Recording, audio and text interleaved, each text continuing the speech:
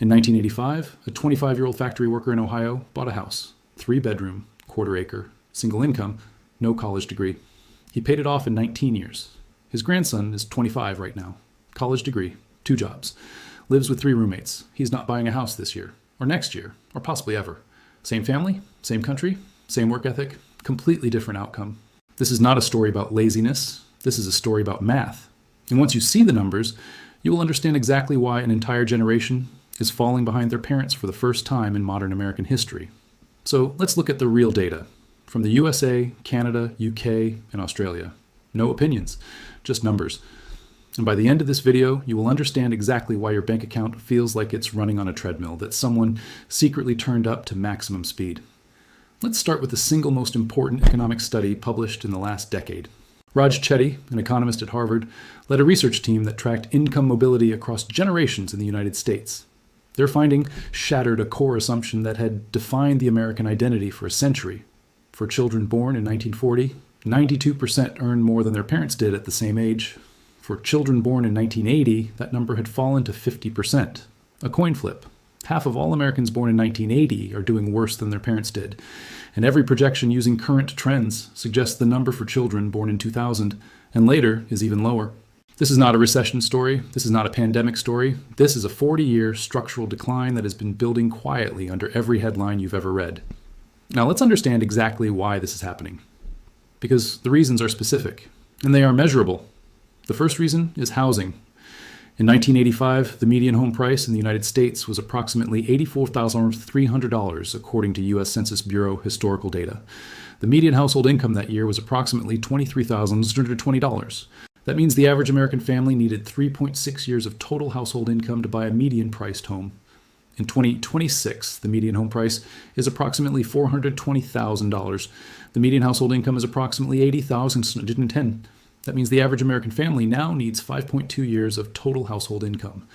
But that comparison actually understates the problem dramatically, because in 1985, mortgage rates were higher, around 12%, but home prices were dramatically lower relative to income. The monthly payment math has gotten significantly worse, even accounting for periods of lower interest rates. A 2025 analysis from the National Association of Realtors found that the typical mortgage payment as a percentage of median household income reached 41% in early 2026. Financial advisors have used 28% as the maximum healthy threshold for decades. We are not slightly over the safe zone, we are dramatically over it. In Canada, the picture is even starker. The average home price in Canada in 2026 is approximately $730,000 Canadian dollars, according to Canadian Real Estate Association data.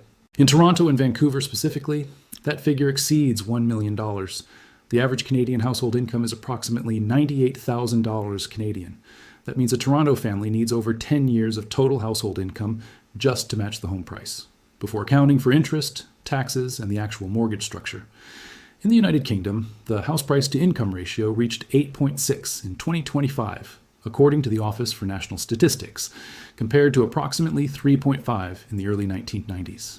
In Australia, Sydney's house price to income ratio hit 13.3 in 2025, according to the Demographia International Housing Affordability Report, one of the highest ratios recorded anywhere in the developed world. Every single major English-speaking economy shows the identical pattern. Housing has become dramatically less affordable relative to income across an entire generation's working life. Drop a comment right now. What is the average house price in your city compared to the average salary? Let's actually map this out together in real numbers. The second reason is wage stagnation relative to productivity. This is the statistic that economists consider the most important and the most underreported number in modern economic history. Between 1979 and 2024, American worker productivity, meaning the value each worker generates per hour, increased by 64.6%, according to the Economic Policy Institute. During that same period, average hourly compensation increased by only 17.3% after adjusting for inflation. Workers became dramatically more productive. They generate significantly more value for the businesses they worked for. They received a fraction of that additional value back in their paychecks. The gap between productivity growth and wage growth represents trillions of dollars that flowed somewhere else: corporate profit margins, executive compensation, shareholder returns. In 1965, the average CEOs earned approximately 21 times the average worker's salary according to Economic Policy Institute historical data. By 2023, that ratio had reached 344 to 1. Same companies, same economic structure, completely different distribution of the gains. This pattern is not unique to the United States. In the United Kingdom, real wages only returned to their 2008 pre-financial crisis levels in late 2023, according to the Office for National Statistics. 15 years of working without real progress. In Canada, real median wage growth between 2000 and 2024 averaged less than 0.5% annually according to Statistics Canada data, while housing costs in the same period grew by over 300% in major metropolitan areas. The fundamental deal that defined the post-war economy, work hard and your standard of living improves steadily, has not held for the generation currently entering its prime earning years. The third reason is the cost of credentials. In 1980, the average annual cost of attending a four-year public university in the United States, adjusted to $25, was approximately $3,500 according to College Board historical data. By 2025, that figure had risen to approximately $24,000 per year for in-state tuition, fees, and room and board. A college education that once cost roughly 1 year of an entry-level salary now costs multiple years of that same salary. The average student loan debt for a 2025 graduate in the United States is approximately $38,000, according to the Federal Reserve's consumer credit data. In Canada, average student debt at graduation reached approximately $28,000 Canadian, according to Statistics Canada. In the United Kingdom, the average student loan balance at graduation now exceeds $45,000, according to the Student Loans Company. This generation is starting their working lives with a financial deficit that previous generations simply did not carry at the same scale. Your parents may have started their careers with savings. This generation is starting with debt before they earn their first full paycheck. That debt compounds. It delays home ownership, it delays family formation, it delays retirement saving. $1 of debt at 25 is not equivalent to $1 of savings at 25. The compounding works against you instead of for you.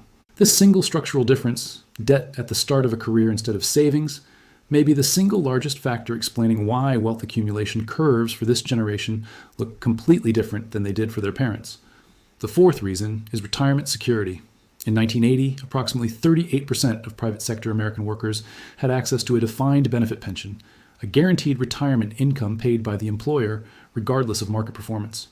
By 2024, that figure had fallen to approximately 12% according to Bureau of Labor Statistics data. The pension was replaced by the 401k, which transferred investment risk, market timing risk, and longevity risk from the employer to the individual employee. This generation is now responsible for building their own retirement security in financial markets they were never formally taught to navigate, using contribution amounts that often compete directly with rent, student loan payments, and childcare costs. The Federal Reserve's 2025 survey of consumer finances found that the median retirement account balance for Americans aged 35 to 44 was approximately $60,000. Financial planning models generally suggest that someone in their late 30s and early 40s should have between 3 and 4 times their annual salary saved for retirement to remain on track. The median American in this age group is dramatically below that benchmark. This is not a personal failing of an entire generation. It is the predictable mathematical result of stagnant real wages, rising housing costs, rising education costs, and a retirement system that shifted risk downward without providing the wage growth needed to absorb that risk. Comment below right now. Do you feel like you are financially behind where your parents were at your age? Tell me your honest answer. Let's see how widespread this actually is. Now here is where this conversation needs historical context, because numbers without context can feel hopeless. That is not the goal of this video. Economic history shows that generational wealth gaps are not permanent fixtures. They are the product of specific policy and structural conditions that can and do change. The conditions that produced the prosperous post-war generation, the parents and grandparents many of us are being compared to, were themselves the product of deliberate policy choices. The GI Bill provided free college education and low-cost mortgages to millions of returning veterans after World War II, directly fueling the largest wave of homeownership and wealth building in American history. Strong labor unions in the 1950s and 1960s negotiated wage growth that closely tracked productivity growth, ensuring workers captured a fair share of the value they generated. Progressive taxation funded infrastructure, public universities, and social programs at levels that made upward mobility achievable for a broad section of the population. These were not natural economic laws, they were choices. And the conditions that have produced this generation's struggles, deregulated housing finance, declining union membership, rising education costs, shifted retirement risk, were also choices. Different choices, made over the past 40 years by different policymakers, responding to different political and economic pressures. History shows that economic systems are not fixed. They respond to political pressure, economic necessity, and changing public priorities. Several countries are already experimenting with policy responses to exactly these structural pressures. New Zealand introduced first home buyer grants and shared ownership schemes, specifically targeting younger buyers locked out of traditional home ownership paths. Several Canadian provinces have introduced enhanced first-time buyer incentives and increased housing supply targets in response to the affordability crisis documented earlier in this video. The United Kingdom has debated significant reforms to its student loan repayment structure to reduce the long-term burden on graduates. None of these policy responses have fully resolved the structural challenges, but they demonstrate that governments are aware of the data and that policy responses are actively being developed and tested. So what does this mean practically for someone watching this video right now, doing this exact math about their own life? The historical record suggests three things clearly. First, the structural disadvantages this generation faces are real, documented, and not a personal failure. Understanding that distinction matters for both financial planning and personal well-being. Second, the specific assets and strategies that build wealth under these conditions look different than the strategies that worked for previous generations.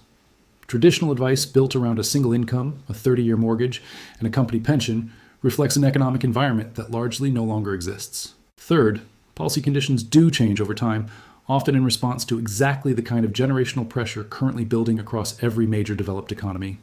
The factory worker in Ohio in 1985 was not smarter than his grandson today. He was not more disciplined. He did not work harder. He was operating inside an economic system that was structurally designed to convert steady work into steady wealth accumulation. His grandson is operating inside a different system, one that requires different strategies, different expectations, and a clear-eyed understanding of exactly what has changed and why. That understanding is not pessimism. It is the necessary starting point for navigating an economic reality that the data shows is genuinely, measurably different than the one previous generations inherited. The numbers are not opinions. They come from Harvard Research, the Federal Reserve, the Bureau of Labor Statistics, the Economic Policy Institute, and government statistical agencies across the United States, Canada, the United Kingdom, and Australia. The math is clear. The path forward requires understanding that math, not ignoring it. Subscribe to the channel, The Wealth Ledger.